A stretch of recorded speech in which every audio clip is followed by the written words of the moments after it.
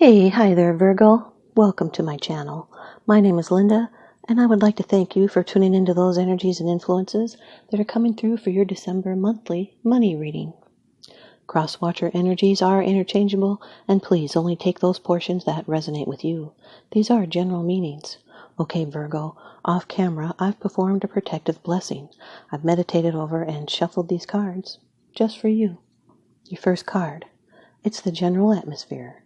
It's the basis and the issue of the matter. This is the situation at hand. Number 13 of the major arcana in the Rider-Waite deck. Death. This can be a Scorpio. Sun, Moon, Rising, Venus. Scorpio can be in your chart as well as someone else's that you're dealing with. Or it can just be the energy of the change and renewal, transformation. This is an ending and it's a closure and it's regeneration. It can be the birth of new ideas. You'll need to accept this change, or change will be thrust upon you. You may be grieving a loss. This is rebirth. And this pain that is suffered under the effect of death is related to the willingness or the unwillingness of you to surrender to the inevitability of change. Could be a plan of some sort, or a condition or circumstance, or a person of whom you had been dealing with is going to come to a conclusion. Although this process of release and transformation and regeneration may be somewhat painful, the ending of the situation is a promise of resurrection and deliverance. The actual finale is something that cannot be avoided, and it must be faced by you.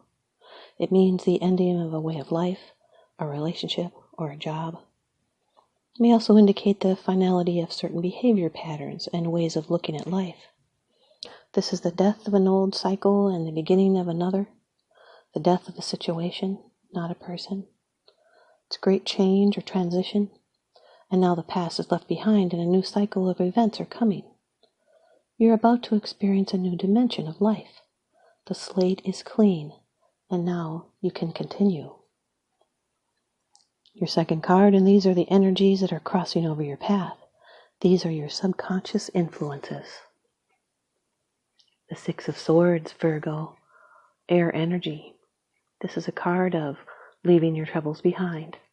It's the calm after the storm. You're moving into calmer waters. This can also represent travel. This is someone's Mercury in Aquarius.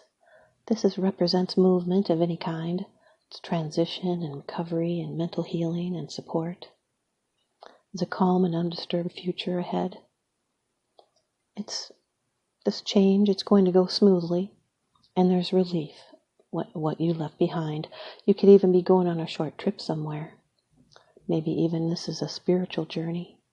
But the storm is broken, and now you can be open for how things develop and have patience. This is peace of mind. It's adjustments. It's coasting along in a somber state. And be open for how things develop. You're moving away from difficulties towards more peaceful times. This is a release of tension and anxiety after a period of strain or confusion or something destructive. So let go of what is holding you back. This is a mental shift. And now there's a calming of emotions, and healing is beginning.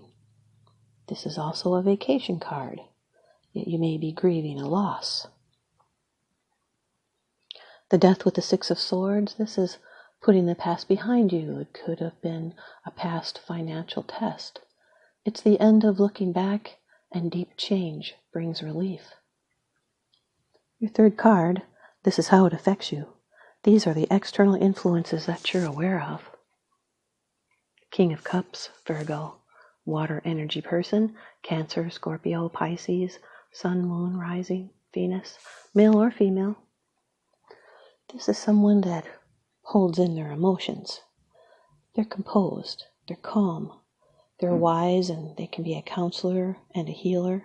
They're caring and sensitive. They're relaxed and non-threatening.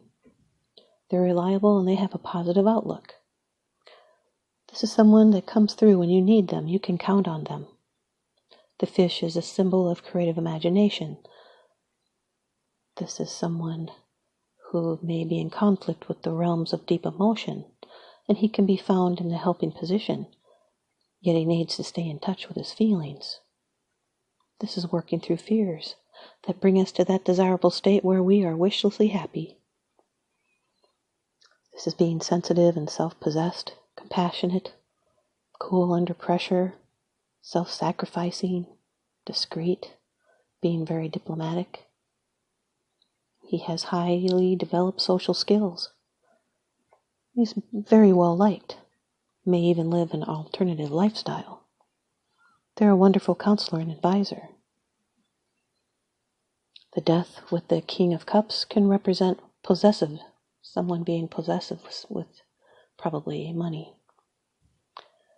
in this money reading. And now your fourth card, it's the position of the future. It's the results, the outcome, and the resolution. And being in the future position, this can be a surprise. Number 6 of the major arcana, the Lovers. This represents a Gemini, Sun, Moon, Rising, Venus, male or female. Could be in your chart or someone else's. This is also a card of choice. Could be about a relationship. Could be about communication, because this angel, Raphael, that's the angel of air and communication, because Mercury does rule Gemini. This is choice and temptation. It's attraction. Can be the struggle between sacred and profane love. It's harmony of the inner and outer aspects of life, and learning and growing through relationships. Could be trials. Could have been a soulmate meant for each other. It's alignment and balance between physical desire and spiritual needs. The angel above them stands for truth and strength found in their relationship. This is an important and usually long-lasting relationship. There's attraction and love and beauties and trials overcome. This can represent physical and emotional healing. This card carries a blessing. There's a need to heal a rift. It's a critical life decision. It's being at a crossroads with another person. You'll need to choose the best version of yourself and do what you love, and everything else will follow naturally. This is cooperation and an attraction of any kind that requires cooperation, and you will make the right choice, and you'll be clear about your personal beliefs. This can be a card of choice between 2 business deals. Free will is the objective here. There's an attraction for something different coming, and you're about to evolve into a higher plane of understanding and communicate openly and honestly, and that will create harmonious and fulfilling relationships built on trust and respect. Death with the Lover's card, this is a major choice that was difficult. Could be fighting prolongs your frustration. Might have been over money. And now your fifth card. Fifth. It's the bottom of the deck card. The underlying issue. This is what's unseen. It's unseen, it's because it's not something that you're sharing with others, yet you are consciously aware of this. The 3 of Cups, Virgo, water energy. This is a card of celebration. It's ritualistic. It's fun. It could be celebrating some kind of positive growth pattern, something that's been brought to completion, and now healing comes in, and cooperation and abundance, and shared experiences. You get to enjoy the moment, but there's still some more hard work to do ahead. This is only the beginning. This can represent a circle of friends and reunions. It's a happy occasion. It could be a gathering or festivals. Death with the 3 of Cups. Your past problems are being resolved. It can be a complete change in career or lifestyle. It's starting over in a positive and beneficial way. New places and new faces are ahead. The 6 of Swords with the King of Cups. This is moving to the next chapter that is emotionally fulfilling. 6 of Swords with the Lovers. It's moving forward with your choice or relationship. The 6 of Swords with the 3 of Cups, this is leaving your worries behind. King of Cups and the Lover's card, it's a strong romantic bond, and you're emotionally drawn to a situation. King of Cups with the Three of Cups represents a strong friendship. And the Lovers with the Three of Cups, this is a choice that leads to satisfaction with a positive result. Here's your advice from the Oracle deck. Earth Magic by Stephen Farmer. Virgo, you've got Desert, representing Vision Quest. Desert. In this arid climate zone that we call desert, images shift and change throughout the day, yet always maintain a sharp and defined presence. Those hardy species of flora and fauna have found a home in the desert and have adapted over eons to the relative harshness that's a strong characteristic of these lands. Throughout history, we've passed down many stories of people wandering in the desert. Often they're about religious figures and ascended masters who have journeyed there and returned to their people with remarkable visions. The desert is an ideal place to seek a vision, or, more accurately, to allow a vision to come to you. The quiet and peace of such an environment is conducive to the solitude required to have this type of profound experience. Spending time in this region without the usual accoutrements of the civilized world can present survival challenges, or at least seem to. And this could rightfully be called a spirit quest, where through steadiness in this seemingly bleak environment, it becomes possible to receive direct guidance from spirit internally and the world around you. Virgo, a vision quest is a process whereby you spend a few days in the wilderness alone. Typically, you carry only water and some sacred items with you, and you spend most of the time praying or meditating. Many who have completed a vision quest assert that it is a powerful and even life-changing experience, and report vivid and profound revelations. It is said that the desert does not lie, so partaking in this can help you discover the truth about your purpose, or at least give you some clues. It is time for you to go on a vision quest. Designate a place in nature in which to dwell, whether for a couple of hours or a few days.